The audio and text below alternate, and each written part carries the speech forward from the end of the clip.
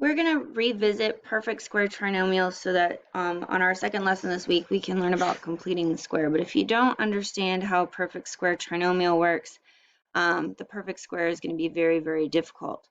So when we talk about a perfect square trinomial, we're taking something and we're squaring it, meaning we're going to multiply it by itself.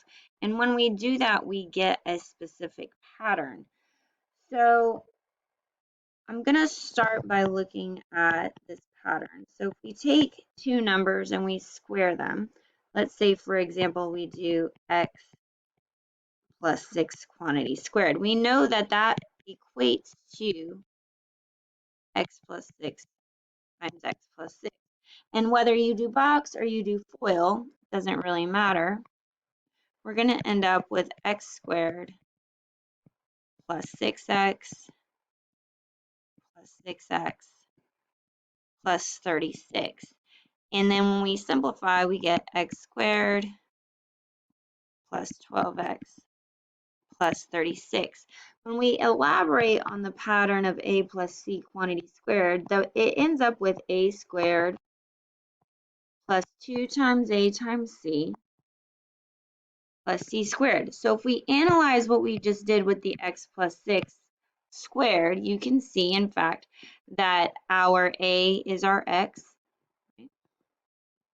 and our c is our 6. So when we finished, we got x squared. 6 squared was 36.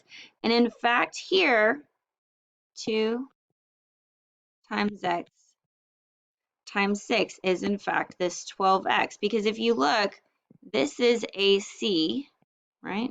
A times C. And we have two of them.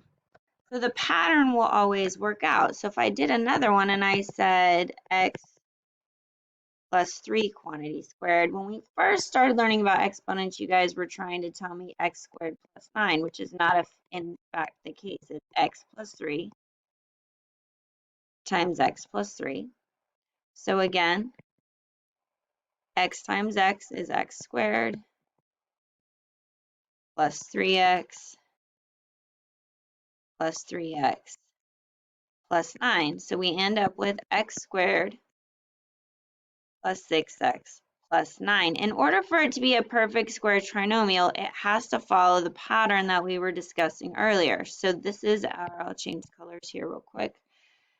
So here is, change. A squared. This is our 2 times a times c, and this is our c squared, where 3 squared is in fact 9, x squared is x, or x squared is x squared.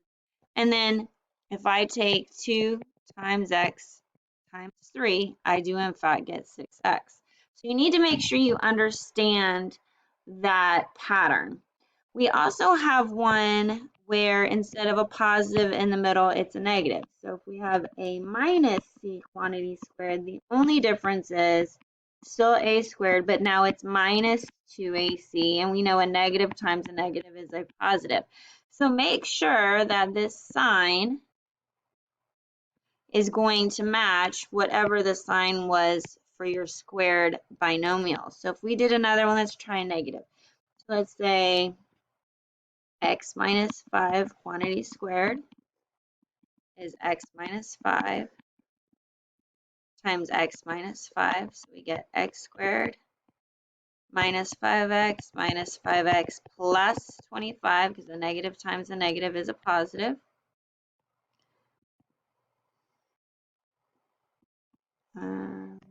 Not sure why it's doing that.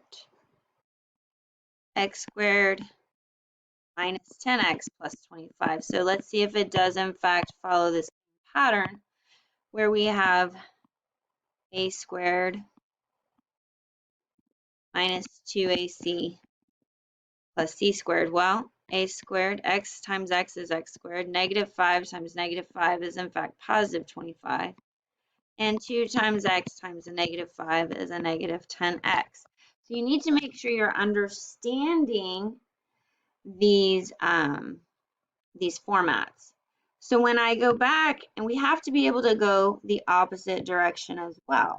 So if I go back and I look at this pattern. And so now, instead of factoring it out, we're going to go backwards and go back to our binomials. So here we're essentially, if we look at our box, we're saying here's x squared, here's 36. We know that this is our 2 times a times c. So we know this is x times x. This is 6 times 6. So this is 6x, 6x. So in fact, our factors are x plus 6 quantity squared. When we looked at this the very first time in class, we talked about take the square root of a and take the square root of c with the sign of b. So if I did that, square root of x squared is x, the square root of 36 is 6, and take my sign. So we'll get the same thing, but I want you to see how that relates to a box. So here, same thing, we could take the square root of a and the square root of c, and we get x and we get 9, the sign of b. And that's really all you have to do. So that is really important for our second lesson, which is going to be completing the square. So we have to understand how perfect square trinomials work. So what I'd like you to do, you can pause me and try the problems on the rest of this page, and then when you come back, I'll have those answers for you. When we look at letter C, you can see that in fact the square root of x squared is x, and the square root of 10 of 100 is 10, and you can see that this is 2 times x times 10. But when we get to letter D, there's a problem, right? If I take the square root of 4x squared, I get 2x, and if I take the square root of 25, I get 5. But when I check, 2 times 2x times 5 is not 40x. And you can even see I expanded it over here on the right-hand side. This is not a perfect square trinomial. So you have to make sure that that middle term is 2 times a times c. And you can see, in fact, that this one is not either. So this is 6x plus 9. Last time I checked, 2 times 6x is 12x. And 12x times 9 is 108. So this one is not a perfect square trinomial.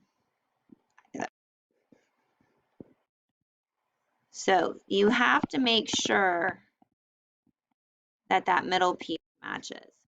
Here we have a minus, so let's try this one. The square root of 16x squared is 4x, and the square root of 121 is 11. So technically we should have this minus symbol, but 2 times 4x times 11 is not 30x, so no.